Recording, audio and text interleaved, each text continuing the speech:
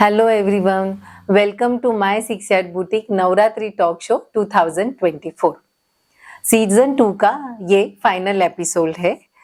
पिछले last episode में आप सबके कॉम्प्लीमेंट्स, कमेंट ये हमको बहुत बहुत मोटिवेट करते हैं और I am really feeling blessed for that. उसके साथ साथ आज का 9th डे स्टार्ट करने के पहले मैं आपके साथ में कुछ शेयर करना चाहूँगी। I want to thanks my family for supporting me and special thanks to my husband mister Chaitanya Bhargav who is invisible force behind the talk show and he always motivates me to do better. Thank you so much चैतन्य। अब चलते हैं हमारे day 9 के तरफ। आज है नवमी, आज की देवी है सिद्धिदात्री। आज का कलर है पर्पल। ये कलर रिफ्लेक्ट करता है पावर, एम्बिशंस एंड स्पिरिचुअलिटी।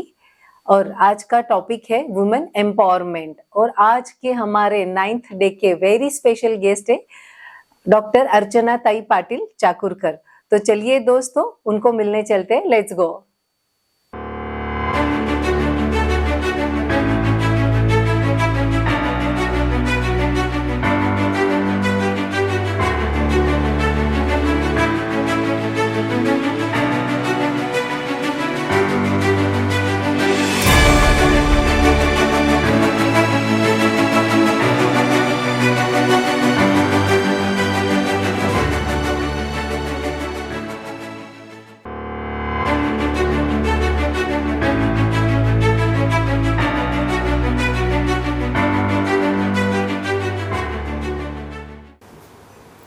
आज के हमारे गेस्ट है डॉक्टर अर्चना ताई पाटिल चाकुरकर।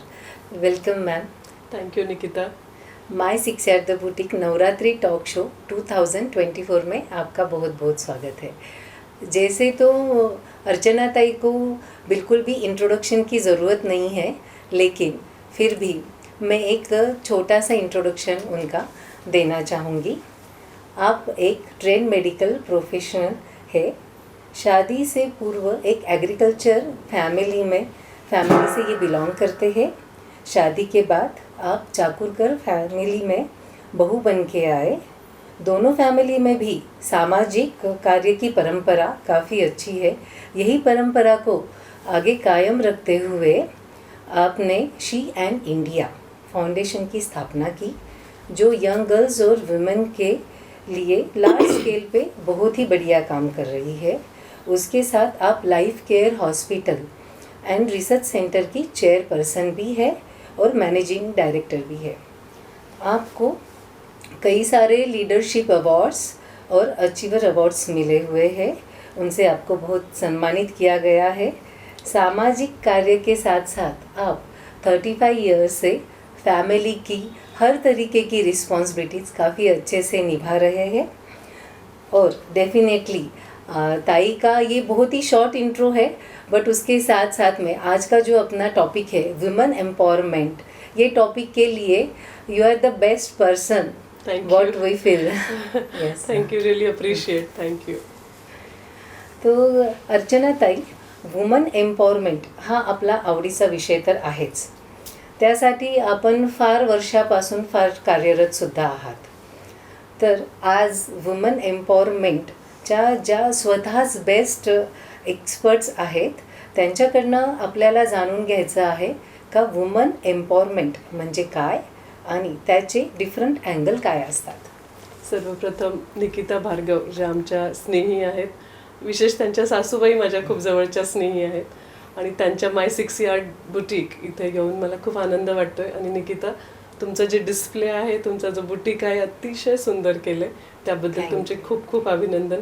त्याच्यामध्ये मला वाटतं कुमुदिनी ताई आणि सगळ्यात जास्त चैतन्य भैयांचा वाटा असणार आहे, त्यांचेही खूप खूप अभिनंदन। आणि आपण आत्ता इंटरव्ह्यूचा जो पहिला प्रश्न विचारला की वुमेन एम्पॉवरमेंट, तर वुमेन एम्पॉवरमेंट म्हणजे महिला सक्षमीकरण हा एक खूप मोठा विषय आहे।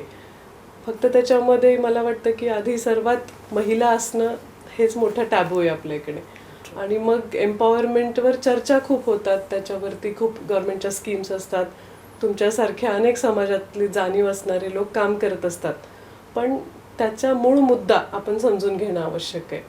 आणि तो मला वाटतं की दुसऱ्या कोणाच्या हातात नाहीये, चावी आपल्या जवळच आहे, पण आपल्या महिलांना माहिती नाहीये की ती कुठे आहे. कुठे आहे. आपण कस्तुरी मृगासारखं फिरतोय सगळीकडे, सुगंध आपल्या जवळच आहे. आपण एम्पावर्ड आहोत. म्हणजे तसं नसलं असतं तर जेव्हा काही कयामत आली तर इंद्रदेव मातेकडे पळाले नसते की ते जायचे ऍक्च्युली शरण घ्यायचे आणि आता तूच मला सोडव म्हणायचे. याचा अर्थ महिला ह्या एम्पावर्डच आहेत पुराणापासून, वेदापासून. पण आपण आता विसरलोय. तर त्याला सामाजिक परिस्थिती महत्वाची आहे. मागच्या काळातल्या ज्या ट्रेडिशन्स मागच्या समजा आपण 1000 वर्षातल्या धरल्या तर त्या महत्वाच्या असतात आणि त्याच्यामुळे ही सामाजिक रचना अशी झालेली आहे. तर एम्पॉवरमेंटसाठी काय करायला पाहिजे, तुमचा प्रश्न होतं का, ते काय करायला पाहिजे? हो, मला एक्झॅक्टली. एम्पॉवरमेंट मध्ये काय करायला पाहिजे म्हणजे त्याचे अँगल्स काय काय? विमेन एम्पॉवरमेंट ही अनेक लेवलवर व्हावी लागेल. पहिली सर्वप्रथम आपल्या आईवडिलांकडून, पेरेंट्सकडून व्हावी लागेल की तू सक्षम आहेस हे आईवडिलांना सांगावं लागेल. टिपिकल इंडियन फॅमिलीजमध्ये मुलाला माझा राजा बेटा आहे म्हणून वाढवलं जातं आणि मुलीला तू काहीतरी कमी आहेस हे लहानपणापासून तिचं माइंडच ट्रेन करून ठेवलं जातं की तुला नको, तू हे करू नको, तू करू. भावाला प्रेफरन्स. एक खुर्ची जरी उचलायची असेल तर त्या मुलाला म्हणतात तू उचल रे. म्हणजे तिला तिथेच सांगितलं जातं की तू एम्पॉवर्ड नाहीयेस. हे मेंटल कंडिशनिंग जे चालू आहे त्याच्यावरती आधी आपल्याला काम करावं लागेल असं मला वाटतं. विषय खूप मोठा आहे पण छोट्या छोट्या गोष्टी आहेत की एम्पॉवरमेंटचा हा थॉट पेरेंट्सच्या लेवलला व्हायला पाहिजे, एज्युकेशन लेवलला व्हायला पाहिजे, समाजातून व्हायला पाहिजे, इमोशनल लेवलवर व्हायला पाहिजे. बरोबर आहे. कारण का अजून एक असंच आता या विषयावर अजून आपण डिटेलमध्ये बोलूया की सक्षम महिला स्वतःला, कुटुंबाला आणि समाजालाही प्रगतीकडे नेतात. त्याच्या या वाटचालीत काय अडचणी आणि चॅलेंजेस त्यांना फेस करावे लागतात?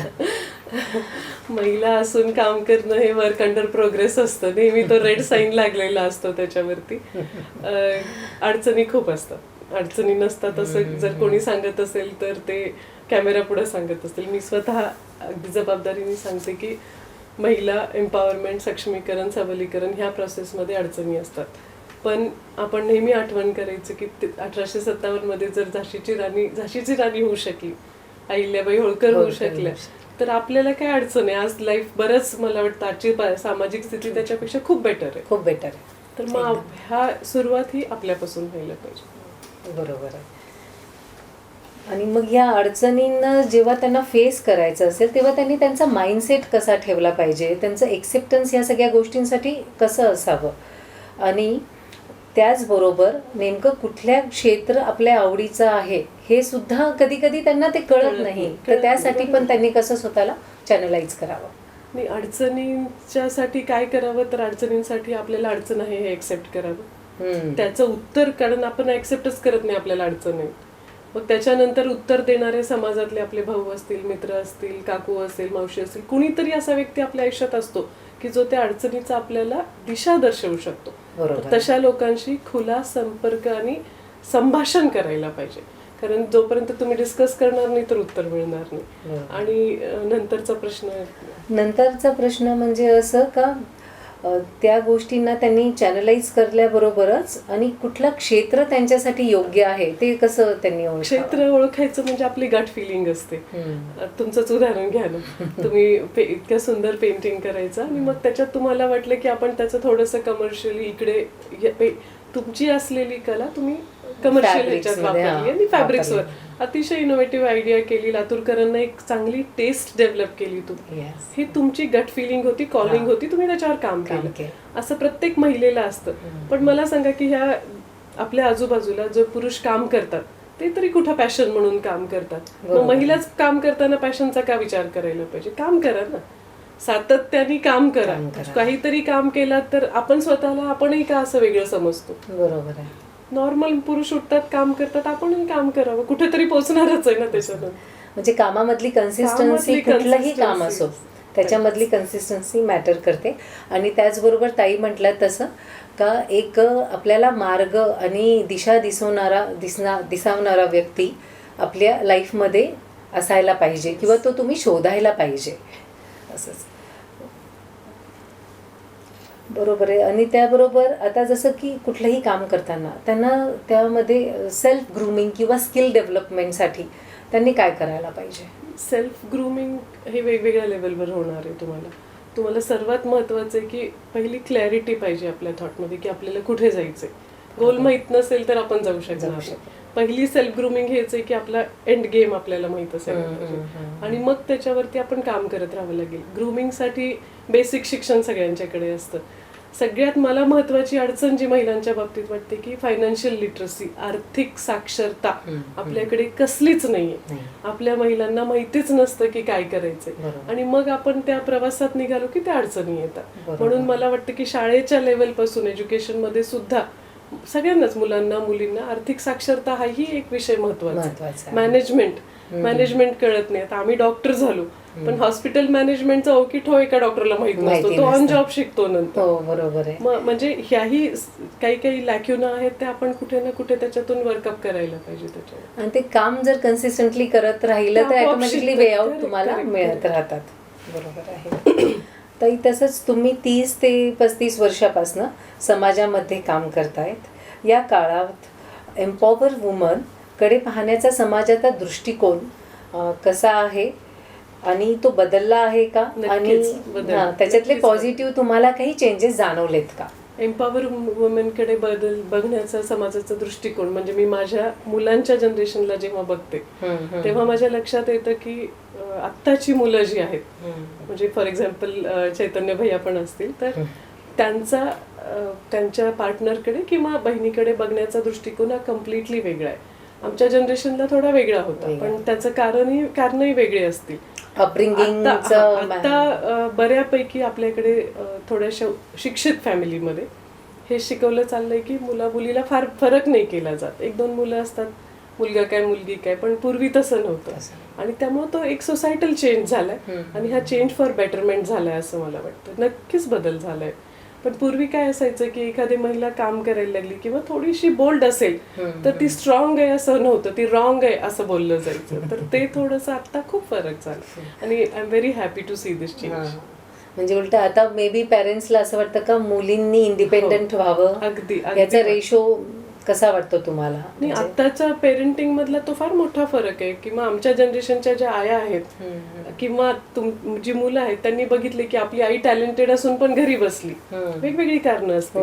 म्हणून मुलं पण आई वडिलांना हल्ली खूप, मुलं म्हणताना माझं जेंडर नाहीये, मुलगा किंवा मुलगी, पण ती मुलंही खूप आजकाल सपोर्ट करायला लागलीत. आणि आयांना काय वाटतं की आपल्याला नाही मिळालं तर आपल्या मुलांना मिळायला पाहिजे. हाही मोठा बदल झालेला आहे. म्हणजे सुनांना सुद्धा सासूनी प्रमोट करण्याचं प्रमाण खूप मोठ्या प्रमाणात आता वाढलंय. ऍक्च्युली माझा नेक्स्ट प्रश्न तोच होता का महिलांच्या प्रगतीमध्ये फॅमिलीचा रोल काय असतो? खूप मोठा रोल आहे, खूपच मोठा. मग ते मुलं असो, हस्बंड असो, सासू असो किंवा इन-लॉज असो, अगदी आपल्या स्वयंपाकाच्या मावशीचा सुद्धा रोल आहे त्याच्यामध्ये.